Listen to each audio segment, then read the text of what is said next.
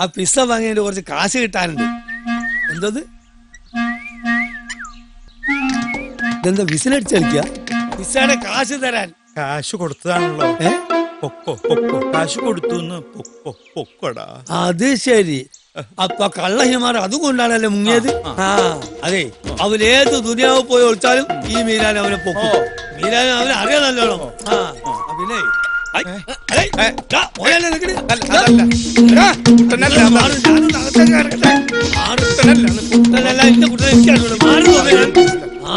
അത് ശരി, നിങ്ങൾ അവനെ ഒളിപ്പിച്ച് വെച്ചിരിക്കാനല്ലേ ഇവിടെ?